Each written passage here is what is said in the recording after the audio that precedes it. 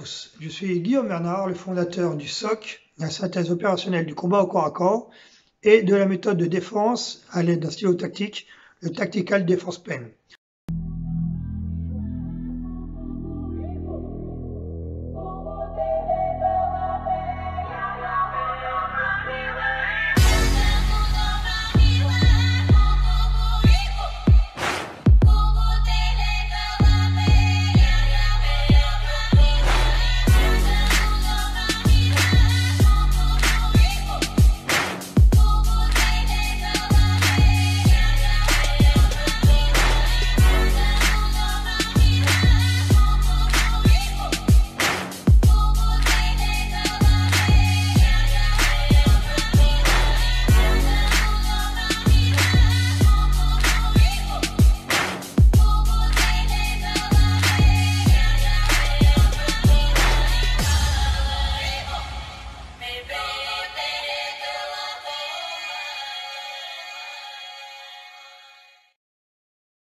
Je vais vous parler de mon livre, celui-ci, donc disponible aux éditions Masberg, donc le livre sur le SOC, et de mon DVD, disponible sur le site de Ronin Martial Productions, qui traite donc de la défense à l'aide du stylo tactique.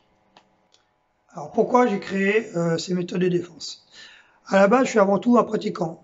Ça fait environ 37 ans à peu près que je pratique. J'ai 45 ans maintenant passés. J'ai commencé les sports de combat et les arts martiaux à l'âge de 6 ans. J'enseigne depuis un peu plus de 20 ans. Mon premier diplôme d'enseignant date de 98. Il m'avait été délivré à l'époque par Hanshi Jean-Paul Badel, 10e Dan, qui est le fondateur du Tour et Budo. À l'époque, la discipline que je pratiquais avec lui était le budo boxing. C'était un système qui regroupait à la fois le pied-point, donc toute la boxe pied-point, les techniques de corps à corps type judo et toutes les techniques de sol issues du jiu-jitsu. Donc je trouvais ça très intéressant. Cet art tridimensionnel était aussi mélangé aux techniques de combat avec armes.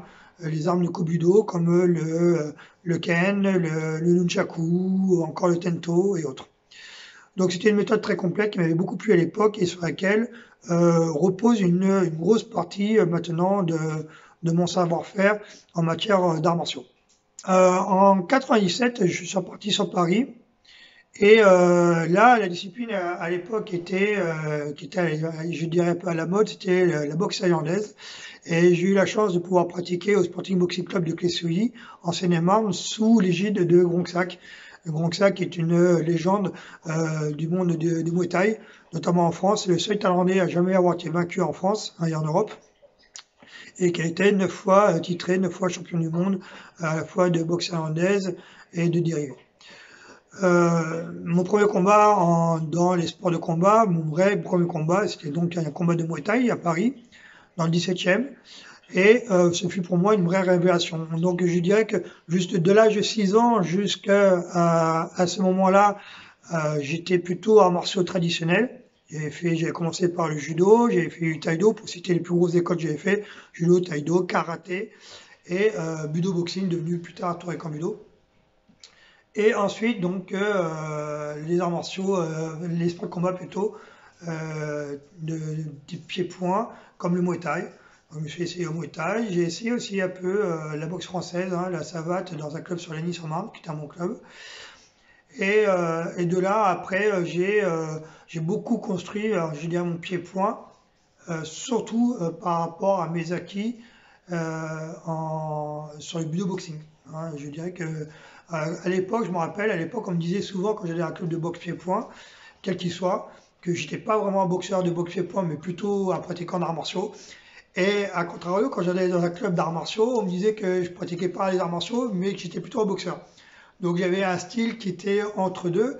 Et de là, déjà, était commencé à germer mon idée de créer ma propre forme de combat. Voilà.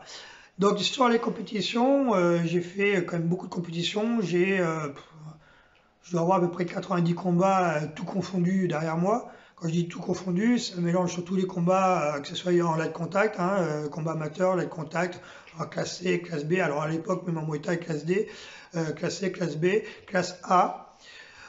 et quelques combats professionnels à l'étranger, notamment surtout à l'étranger, puisqu'en France, je suis resté que en classe A en élite.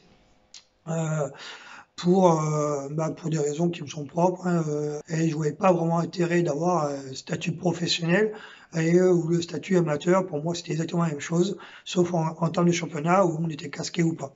Sachant que en gala élite, on n'était pas casqué et sans aucune protection, dont certains galas que j'ai fait en France dans ces conditions. Body on the corner, million in the trunk.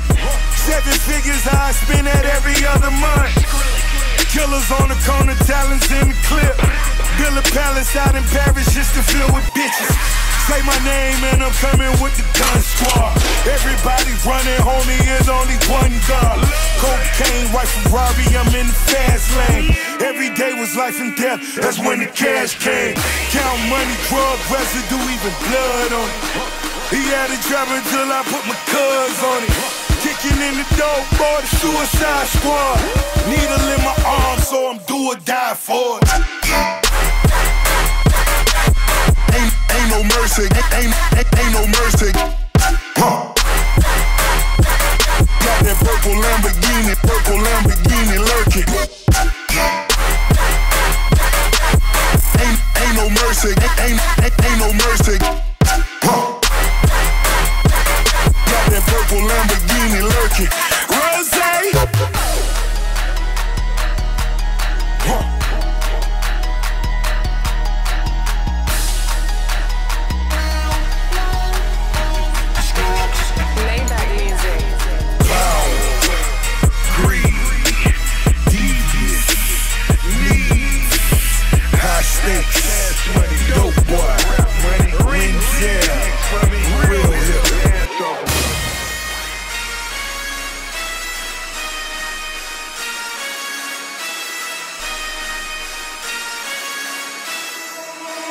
Forgive me for my wrongs, I have just begun.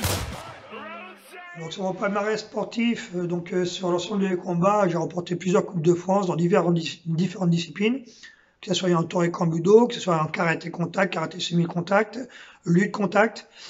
Et j'ai aussi remporté des championnats de France en karaté contact, notamment d'ailleurs, karaté contact, full contact, voilà, des galas nationaux, en kickboxing, K1, et différentes compétitions diverses et variées dans différentes disciplines. Alors pourquoi le SOC? Tout simplement qu'avec l'ensemble de mes connaissances techniques, que ce soit au niveau des arts martiaux traditionnels ou au niveau des sports de combat plus modernes ou les techniques de boxe pied-point, j'ai voulu, de par cet ensemble de bagages techniques, de cet ensemble de connaissances, faire une synthèse déjà dans un premier temps de ces techniques-là. Quand je dis synthèse, ça veut dire vraiment regrouper l'ensemble de ces techniques et ne garder que celles que je trouvais les plus efficaces et les plus facilement employables dans la vie de tous les jours, que ce soit surtout dans un contexte professionnel ou un contexte personnel, et adapté à un plus grand nombre de personnes, sans que ces personnes aient une condition physique ou une connaissance technique très développée. Pour moi, le self-défense doit être possible, doit être adapté à tout le monde. Voilà, c'est pas, si on est un combattant, on est un combattant. On fait des sports de combat, on se mesure sur des rings, et ça c'est une chose. L'expérience, mon expérience professionnelle et à la fois mon expérience de combattant, me prouve que la rue n'est pas un ring, la rue n'est pas un tatami, et ce qu'on est capable de faire dans un contexte bien particulier, sur un ring ou sur un tatami, entouré d'arbitres, avec des règles, et ce qu'on est capable de faire dans la rue face à des inconnus, face à une situation inconnue, face à plusieurs inconnus ou avec des armes, dans une situation de stress, c'est pas du tout la même chose. Donc les techniques de défense doivent être avant tout simples et réflexives, et doivent pouvoir être adapté au plus grand nombre, peu importe le gabarit physique, parce que dans la rue, il n'y a pas de catégorie de poids, et peu importe sa condition physique. Un combat de rue n'est pas un combat sur un ring, donc ça ne dure pas entre 2-3 minutes sur plusieurs rounds ou 5 minutes sur des rounds de MMA, ça dure 30 secondes, 1 minute, tout au plus, et croyez-moi, déjà au bout de 30 secondes, on est bien éprouvé au niveau cardio, et le combat s'arrête en général à ce moment-là. Donc ça c'est une part par rapport à ma partie sportive, mais aussi par rapport à mon parcours professionnel. Je suis actuellement sous-officier de réserve dans un régiment de l'armée de terre, et dans lequel j'ai une particularité, je suis moniteur, donc des techniques d'intervention opérationnelle rapprochée. Et dans mon cadre professionnel, mon travail de tous les jours, je travaille dans l'administration pénitentiaire.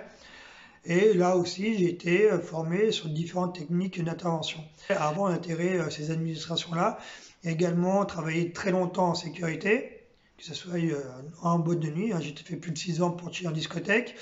J'ai fait 4 ans en protection rapprochée. Et après, j'ai fait différentes missions de sécurité privées, que ce soit dans des groupes industriels, que ce soit dans des grandes surfaces, que ce soit simplement sur un parking en tant que maître chien.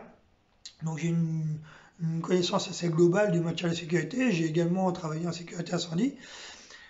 Et j'ai été pompier pendant 6 ans. Donc en fait, j'ai un regard assez vaste sur les métiers de la sécurité, sur les contraintes liées à ces métiers-là, et sur les contraintes aussi également des sports de combat et des arts martiaux. Et j'ai voulu adapter toutes ces techniques-là dans un cadre bien particulier, dans un cadre professionnel, et pouvoir m'apercevant en fait que à partir du moment qu'on rentrait dans une administration, on était certes formé, généralement peu formé, mais formé malgré tout. Et une fois qu'on est sorti d'école, les formations s'arrêtaient là. On avait un petit suivi pour l'entretien des acquis, on va dire, où on avait peut-être 2 heures, 3 heures d'entraînement une fois par an, ou voire plus, on avait un peu de chance. Donc après, à charge à chacun de s'entraîner dans un club. Moi, je voulais proposer une synthèse au départ à destination des FSI, des forces de sécurité intérieure, donc police, gendarmerie, armée, douane, pénitentiaire, bien entendu, puisque moi je suis de la pénitentiaire, mais aussi aux gens personnels de la sécurité privée, mais aussi au personnel soignant, travaillant dans les urgences. Et souvent, ils ont des cas, on parle pas souvent, mais leur travail est parfois très très difficile et assez mouvementé, notamment au niveau des urgences, où quelquefois, malheureusement, ils sont pris à partie par des individus. Et je voulais proposer une synthèse, une méthode pouvant s'adresser au plus grand nombre de ces publics-là, regroupant l'ensemble de ces connaissances-là, et leur permettant d'avoir une base de travail sur laquelle perfectionner leur technique ou travailler leur technique qui reste dans la déontologie liée à nos professions, et avec une méthodologie qui leur permettait de pouvoir les adapter en fonction du métier et de la situation dans laquelle ils étaient confrontés. Et j'ai commencé à écrire un premier livre, c'était, je pense, en 2002-2003. Et en fait, j'en suis à l'aboutissement de ce travail-là. Donc vous voyez que quand même, ça fait 17 ans que je suis dessus. Et ce livre, donc maintenant, je vous le présente dans sa version finalisée, donc le SOC. C'est un livre que j'ai choisi dans ce format, un format assez souple, un format type A5.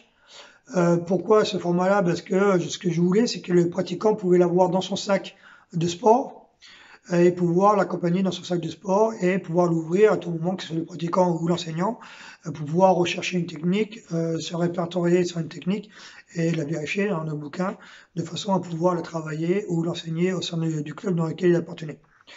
Donc voilà, c'est un livre format A5, couverture souple, brillée, 142 pages tout de même. Donc dans ce livre-là, vous allez pouvoir retrouver en avant-première, donc déjà, je voudrais remercier Maître Malel, ici, qui a bien voulu me préfacer mon livre. Et vous y verrez accompagné derrière de plusieurs témoignages de grands champions que j'ai formés dans le domaine des sports pieds-points. Des personnes qui ont été plusieurs fois titrées au niveau national et au niveau international, et pour certains qui ont intégré l'équipe de France et qui ont une carrière maintenant professionnelle. Et ensuite, la première partie du livre va traiter d'abord sur tout ce qui est, je dirais, déontologie, et tout ce qui est aussi ce qui concerne la gestion de conflits. Donc comment aborder une agression, comment faire face à une agression, comment la traiter, comment se comporter, les pièges évités, les effets tunnels, les effets miroirs. Ici, effet miroir. Voilà, donc c'est assez schématisé, de manière que ce soit compréhensible. J'aborde aussi les notions de distance et les zones d'interaction. Et toute une partie, je dirais, plus cadre légal avec l'emploi de la force, les règles d'emploi de la force, et différents articles de loi, comme l'article 122.5 du Code pénal qui traite de la légitime défense, et d'autres articles comme le 803 du Code de procédure pénale sur l'entrave, le droit d'appréhension aussi également, l'omission de porter secours et autres. Et ensuite, on va passer plus sur la partie technique. Donc, où je vais aussi cibler différents points de percussion, primaire, secondaire et tertiaire, et ainsi que les zones de frappe et comment les frapper. Comment se positionner, les gardes à adopter, et puis après, on va partir sur les différentes techniques. Donc là, les techniques de percussion, et vous allez voir, ça va être comme ça sur l'ensemble des 142 pages. Donc, je vais partir sur des techniques manu. Les techniques avec armes, donc je vais aborder les défenses aussi contre des bâtons, contre des couteaux, comment agir face à plusieurs adversaires. Donc là, il n'y a pas de technique, hein, à part mouvement de durée, mais il n'y a pas vraiment de technique face à plusieurs adversaires, mais plutôt des principes, des principes en fait de défense, des principes à adopter. Et après, tout ce qui est technique opérationnelle, on va voir la triangulation, la biangulation, les techniques de palpation, debout, au sol, les techniques de contrôle, les techniques de menottage, les amener au sol, mais aussi les techniques avec armes. Donc les techniques avec armes, que ce soit sur le bâton télescopique, donc on verra sur le bâton télescopique les différentes gardes, les différentes percussions, les amener au sol, ainsi de suite, hein. Et idem avec le tonfa de sécurité, donc le bâton de défense à poignée latérale, d'accord. Et la dernière partie du livre va traiter, lui, du tactical defense plan, donc la fameuse méthode de défense à l'aide du stylo tactique.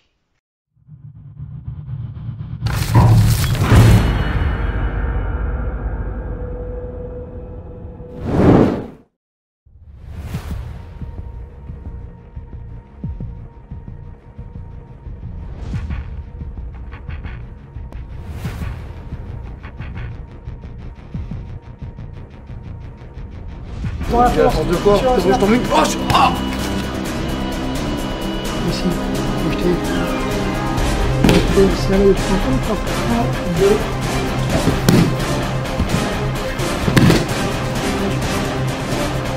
3. Regarde.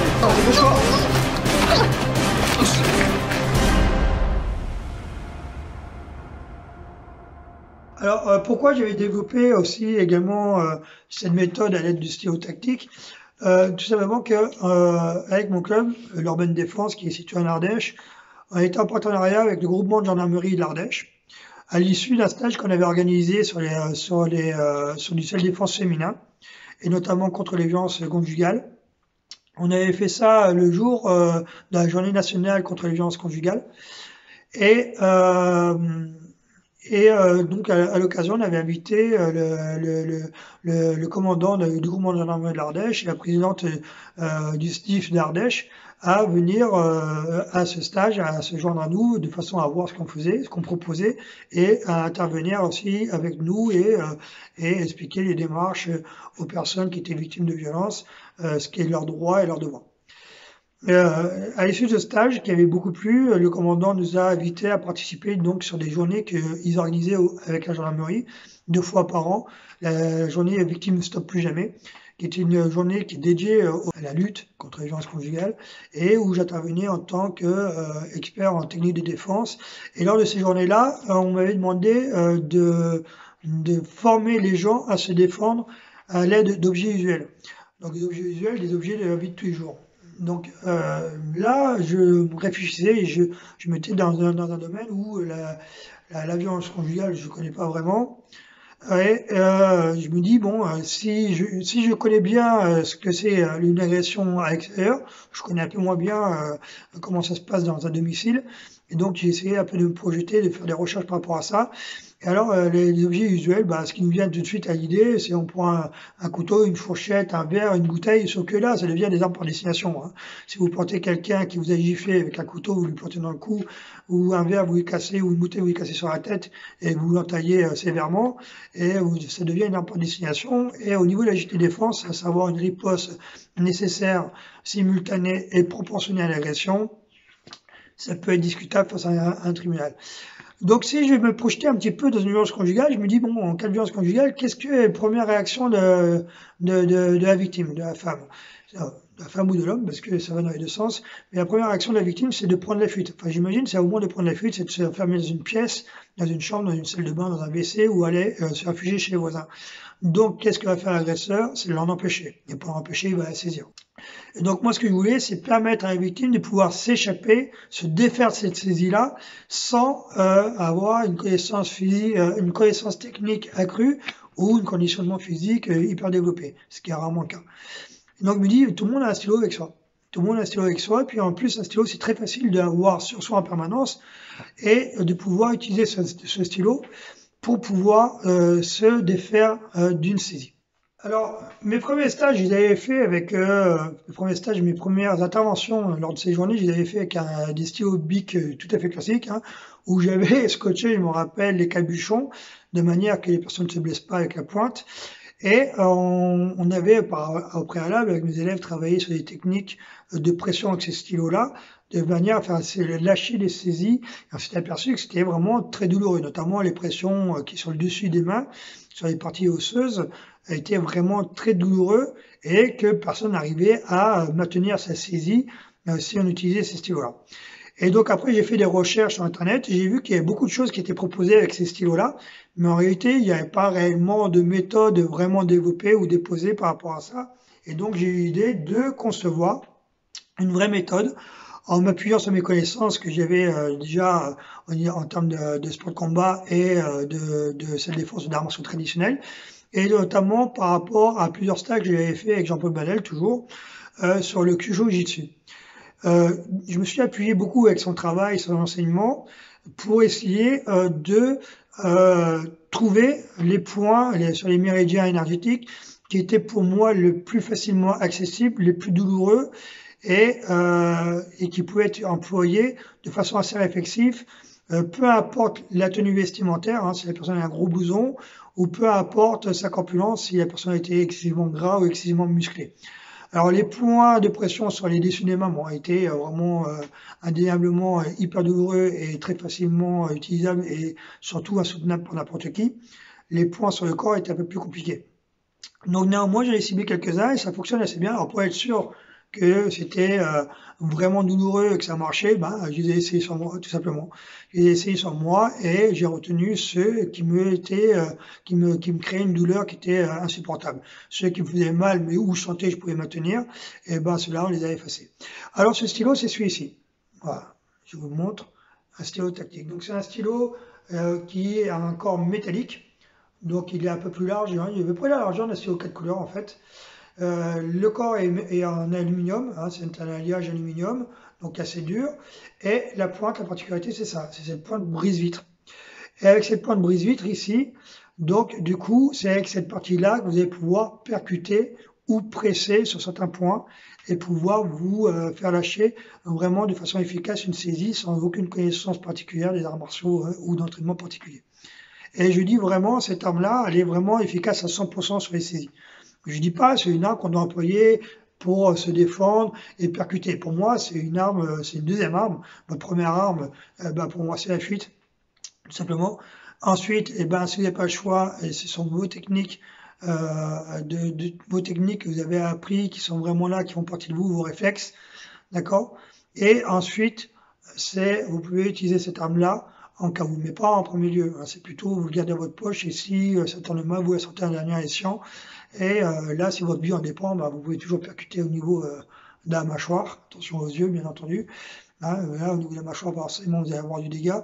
Et si la personne vous saisit, une pression sur le dessus de la main, vous allez voir, la personne ne va pas vous saisir bien longtemps. Donc voilà, donc l'ensemble de ce que j'ai travaillé, donc tout l'ensemble de ces techniques-là, vous allez pouvoir le trouver dans ce DVD, un DVD d'1h30, qui a été réalisé par Julien Boucher, que je remercie ici, au sein de ce dojo, et par le biais de son entreprise, Renard Martial Productions. Et vous pouvez retrouver ce DVD sur leur site en vente ou en me contactant par message. Donc dans l'ensemble de ce DVD, je vais vous présenter l'ensemble des techniques qu'on a élaborées avec l'aide de ce stylo-là. Et vous pouvez donc du coup les retravailler chez vous et les mettre en application assez facilement. Et vraiment, j'insiste sur le fait de cette arme-là, parce que pour moi c'est une arme, même si c'est considéré comme un stylo, hein, c'est la seule arme de défense qui est 100% légale, puisque ce n'est pas une arme tant que vous ne l'avez pas employée comme en tant que telle. D'accord, donc vous pouvez, c'est la seule arme de défense que vous pouvez avoir systématiquement sur vous, toujours sur vous. Voilà. Et vraiment quelque chose d'assez efficace pour vous permettre de vous défaire d'une situation, notamment d'une saisie. Voilà, donc j'espère que l'ensemble des techniques présentées dans le SOC, que vous allez pouvoir retrouver sur la chaîne YouTube du SOC, où j'ai mis ensemble des techniques qu'on a élaborées, je dirais sur le premier niveau de SOC, les techniques de base. Sur la chaîne YouTube, je crois il doit y avoir quelque chose comme une vingtaine de vidéos, plus ou moins longues. La plus petite doit faire 5 minutes, la plus longue doit faire une demi-heure, qui vous présentent toutes les techniques issues, donc des techniques à main nue, les techniques sur saisie, les techniques de percussion, les défenses, les techniques avec armes, les techniques dites opérationnelles. Et sur le DVD, donc vous pourrez vous fournir auprès de Renard Martial Productions et sur leur site les techniques de défense tactique. Voilà. Donc je rappelle, le DVD Renard Martial Productions sur leur site et le livre, vous allez pouvoir retrouver aux éditions de Masberg sur le site budo24, je crois.fr. J'essaie de vous montrer ici. Voilà. Budo24.fr, alors c'est à l'envers. Voilà, donc budo24.fr aux éditions Masberg pour le livre SOC et le DVD sur le site de Renard Martial Productions, où vous pouvez me contacter par message. Je voudrais conclure donc cette présentation avec un remerciement spécial. Bon, déjà, je voudrais remercier l'ensemble de mes élèves, à la fois pour leur confiance qu'ils me témoignent et pour leur assiduité à mes cours. Et en ce moment, c'est pas facile avec la crise sanitaire actuelle, donc comme nous tous, on est plus ou moins confinés chez nous et pour les entraîner, c'est un peu compliqué. Néanmoins, je remercie quand même de leur confiance et de leur présence régulière au cours ou aux différents stages et manifestations qu'on organise. Ensuite, je voudrais remercier plus particulièrement les élèves qui ont contribué à ce livre et au DVD, que ce soit Guy, Anthony, Karine, Anaïs, Julie, Rémi, François, et puis un merci particulier aux militaires qui œuvrent maintenant à ma place dans le club d'Ardèche, à l'Armée de Défense, que ce soit Rémi, Guy Laurent, les assistants François, à Julie, la nouvelle présidente, qui fait un travail formidable au sein de l'association et qui développe au maximum à la fois le club comme à la fois le SOC ou le DTP. Et sinon, je voudrais remercier plus particulièrement Jean-Paul Manel, que je considère comme mon maître, qui est pour moi l'une des références dans les arts martiaux français, qui a un savoir-faire qui est pour moi inégalé, au niveau un savoir technique, une connaissance technique inégalée. C'est une encyclopédie des arts martiaux.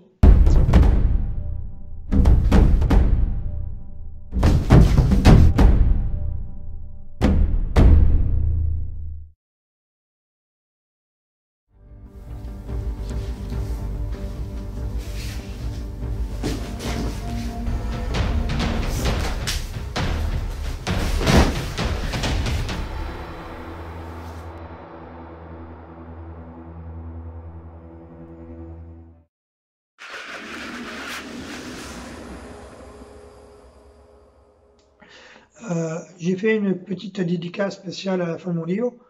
Au départ, en fait, le livre faisait 136 pages. Je me suis aperçu qu'il y avait eu certaines erreurs. Et quand les éditions Masberg m'ont proposé d'éditer, donc on a rajouté un certain nombre de pages. J'en ai profité pour faire une petite dédicace à Jean-Paul Manel et aussi à le citer davantage, notamment sur la partie du Date Legal Défense Peine, où je parlais que Jujitsu, mais je m'étais aperçu que finalement, je parlais que Jujitsu, mais sans jamais avoir dit que c'était Jean-Paul Manel qui l'avait introduit en France il y a déjà plusieurs dizaines d'années. Donc voilà, donc rectification faite. Donc ce livre maintenant fait 142 pages. Vraiment, je remercie de tout cœur tous ceux qui ont participé à la fois au développement du SOC, du Tactical Defense Pen, qui ont contribué à créer ce livre, à avoir passé des heures avec moi à la fois sur les photos, être venu sur ton livre pour pouvoir simplement poser sur quelques photos pour pouvoir être dans le livre, sur le DVD, et tous ceux qui contribuent en fait au succès de cette méthode-là. Et au vu des commentaires, notamment le livre a été acheté par deux personnes que je citerai pas, qui sont à la fois Monitor Chor et d'autres disciplines techniques et dans plusieurs fédérations, qui sont diplômés d'État, qui sont éducateurs sportifs militaires, que ce soit en gendarmerie ou dans l'armée de l'air ou armée de terre, et qui m'ont fait vraiment des témoignages sur mon livre, qui me disent que vraiment qui me confortent dans l'idée que cette méthode, cette synthèse de technique de combat au corps à corps est peut-être ce qu'il fallait faire et qui va permettre à pouvoir au plus grand nombre, que ce soit personnel civil comme personnel des forces de sécurité intérieure, proposer vraiment des techniques, une déontologie, une méthode qui leur permettra d'une certaine référence de technique à travailler au sein de leur club, au sein de leur structure, au sein de leur administration, avec des collègues ou leurs partenaires d'entraînement tous les jours. Je vous laisse avec la bande-annonce du DVD et quelques vidéos pédagogiques, d'extraits de vidéos pédagogiques sur le SOC. Je vous remercie et je vous souhaite à tous une bonne journée et de bons entraînements malgré les conditions qu'on connaît.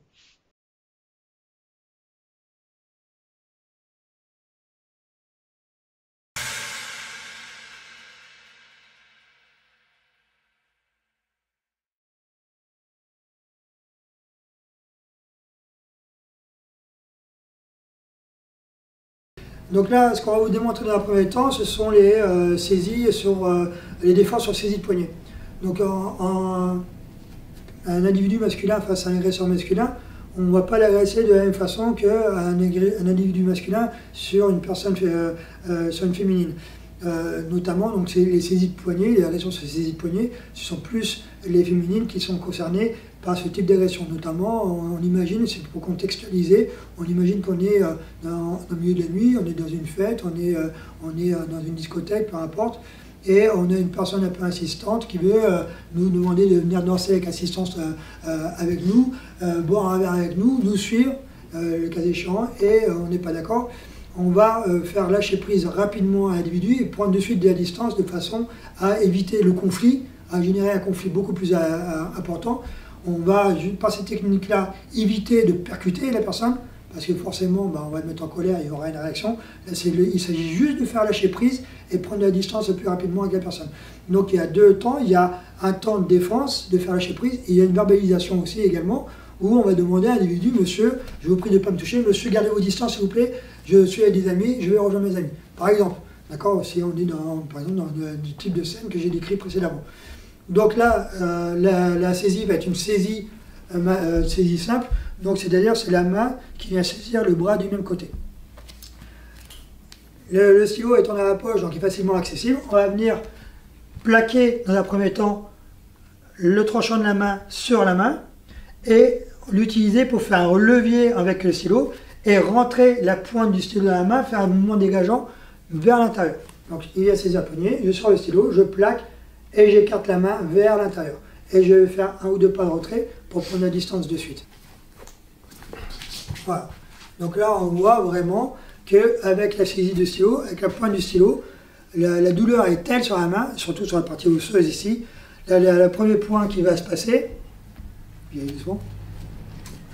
le premier point qui va se passer quand je vais venir plaquer ici, donc ici c'est pour m'assurer, en fait en plaquant sa main contre la main, je vais la plaquer pour éviter qu'elle se lâche. Et ici, ça va me donner la force nécessaire pour faire rentrer la pointe de mon stylo dans la main. Et ce qu'on va pouvoir observer dans un premier temps, c'est quand la douleur va s'appliquer ici, on voit les doigts qui s'ouvrent. Et à partir du moment que l'entrainte est relâchée, je vais accompagner le mouvement et reprendre la distance, je vais venir garder active. Monsieur, gardez vos distances, lâchez-moi, passez une bonne soirée et je m'en vais. D'accord? Et je vais de suite me mettre à l'abri.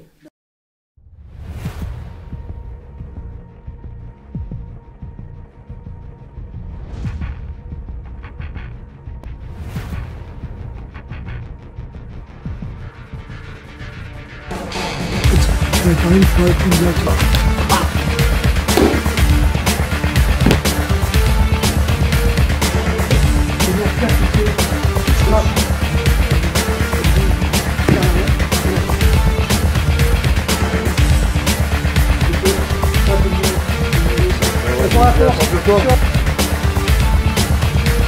On va pousser les...